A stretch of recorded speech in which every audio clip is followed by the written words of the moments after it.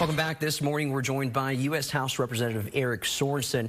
The Rockford native and former meteorologist represents Illinois' 17th district that runs from Rockford and Freeport all the way to Rock Island and Bloomington.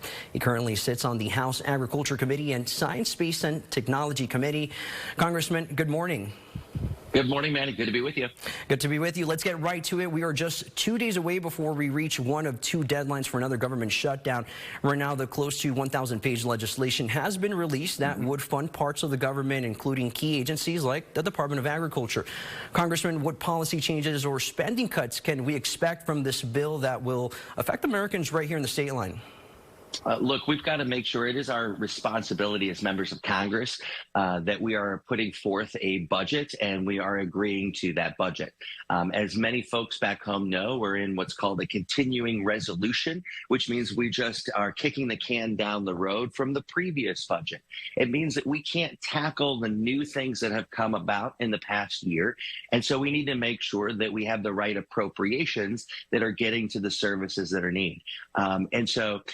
Look, I mean, just last week, I was talking with veterans, first responders, farmers, and seniors, a huge group of people that will be affected by a government shutdown. So we need to make sure that the politics gets kicked out the door and we get down to work to make sure that we're doing what's best for the people.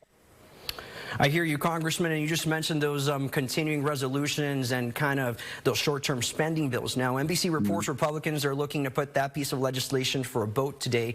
Now, is there any confidence we'll see it passed by the end of the deadline, or should we expect one of those short-term funding bills you just mentioned? Right. So what we've got to be able to do is bipartisanship has to win the day. Just like the way that we as neighbors interact with one another in our neighborhoods. That's how Congress works. And there are more than 300 Republicans and Democrats in the middle. There's an overwhelming consensus. This is not Republicans versus Democrats. This is literally just a very few that are on the fringe of the far right that are extremists, and the Speaker of the House is beholden to this small group of people. We've got to be able to break that. We're going to break that with bipartisanship. And when we do that, we're going to be able to see the community-funded projects that I have been working so hard to get.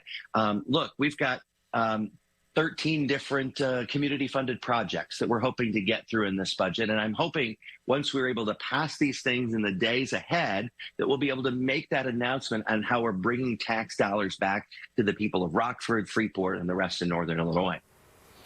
Well, Congressman, we'll be keeping a close eye on if that bill passes or not and what it can bring here to the state line. We're going to turn now to a topic that's taken over several headlines. Recently, the Alabama Supreme Court ruled frozen embryos are considered children, causing in vitro fertilization procedures to hang in limbo in that state. Now, you've recently co-sponsored a bill that would protect this procedure nationwide.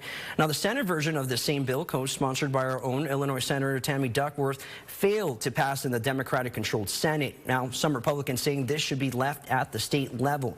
Is there any chance this bill will get passed in the House, or are you reaching across the aisle to reach consensus on this issue?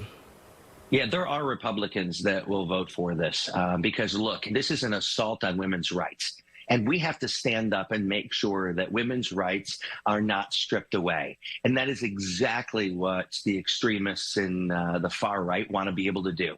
And so it's going to take loud voices, not just from those folks here in Congress, in the House, and in the Senate, but loud voices from women and the men who support women back home.